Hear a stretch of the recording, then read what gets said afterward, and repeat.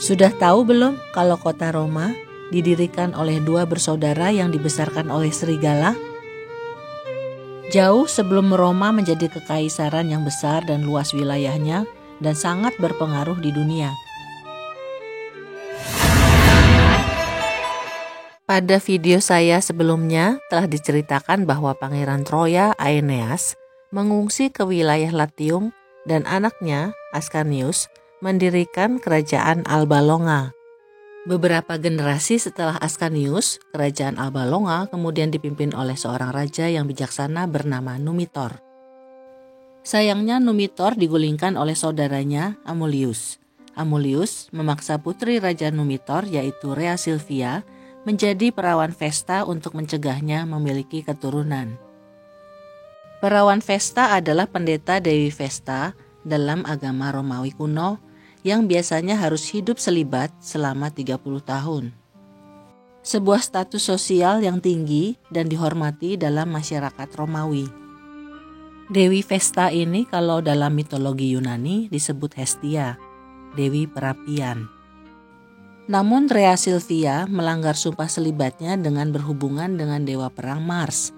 Hidup selibat adalah bagian dari sumpah sebagai pendeta Dewi Vesta untuk tetap murni selama masa tugas mereka.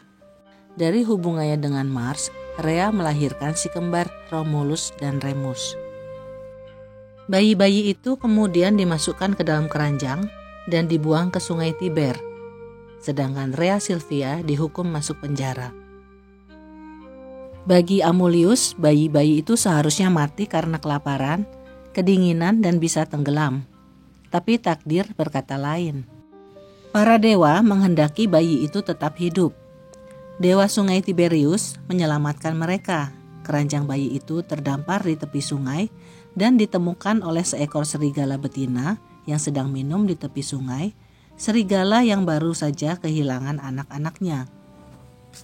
Serigala betina itu atau dalam bahasa Latin disebut Lupa, kemudian menyusui dan merawat kedua bayi itu di sebuah gua Lupercal di Bukit Palatin. Konon selain disusui oleh serigala, Romulus dan Remus diberi makan oleh seekor burung pelatuk. Kedua bayi kembar itu kemudian ditemukan oleh seorang gembala bernama Faustulus. Faustulus kemudian membawa bayi itu ke rumah dan merawatnya bersama sang istri. Meskipun Faustulus berasal dari keluarga yang sederhana, mereka membesarkan Romulus dan Remus agar tangguh dalam menghadapi tantangan yang akan datang, menanamkan kekuatan dan kecerdasan. Romulus dan Remus tumbuh dengan menggembalakan ternak dan tidak menyadari identitas asli mereka. Seiring berjalannya waktu, mereka menjadi dewasa dan secara alami menjadi pemimpin dan memiliki banyak pengikut. Suatu hari, mereka terlibat dalam pertikaian antara pendukung Numitor dan pendukung Amulius.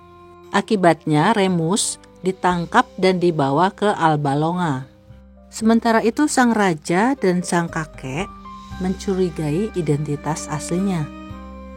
Pada saat itu, Romulus mengatur upaya untuk membebaskan Remus. Dalam situasi seperti itu, masa lalu mereka terungkap dan mereka pun bergabung dengan kakek mereka. Singkat cerita, kemudian Amulius terbunuh dan Numitor diangkat kembali menjadi raja Alba Longa. Si kembar tidak mau tinggal di Alba Longa. Mereka berniat untuk membangun kotanya sendiri. Si kembar memutuskan untuk mendirikan kota baru di lokasi tempat mereka diselamatkan oleh serigala ketika masih bayi. Ketika menentukan lokasi, mereka bertengkar. Romulus ingin mendirikan kota di Bukit Palatin, sedangkan Remus ingin mendirikan kota di Bukit Aventin. Karena tidak bisa menyelesaikan perbedaan, Romulus lalu membangun tembok kota di Bukit Palatin. Remus yang merasa frustasi menantang otoritas saudaranya lalu mengejek dengan melompati tembok yang baru dibangun. Romulus yang marah atas pembangkangan Remus kemudian membunuh Remus. Setelah Romulus mendirikan kota Roma, Romulus merasa kota itu kekurangan penduduk, terutama para wanita. Romulus lalu membuat sebuah festival dan mengundang suku Sabin. Namun ini hanya tipu muslihat karena Romulus memiliki agenda tersembunyi. Selama festival berlangsung, Romulus memberi isyarat kepada pengikutnya untuk menculik para wanita. Penculikan wanita-wanita Sabin itu membuat marah para pria Sabin sehingga mereka menyerang pihak Romulus. Namun, situasi secara tidak terduga, para wanita Sabin memohon perdamaian dan rekonsiliasi.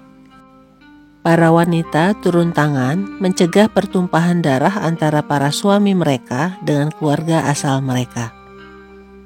Akhirnya sebuah perjanjian damai dibuat antara Romulus dan Tatius, pemimpin Sabin. Setelah bersatu, Romulus dan Titus Tatius memerintah bersama-sama sebagai Raja Romawi, kemudian memperluas wilayah Romawi dan meningkatkan kekuatan politik dan militernya. Hersilia, pemimpin para wanita Sabin itu, kemudian menjadi istri Romulus. Namun, Tatius kemudian terbunuh saat terlibat konflik dengan keluarga lain, sehingga Romulus menjadi raja tunggal Romawi. Terima kasih sudah menyaksikan video ini. Sampai jumpa lagi ya pada kisah-kisah klasik selanjutnya.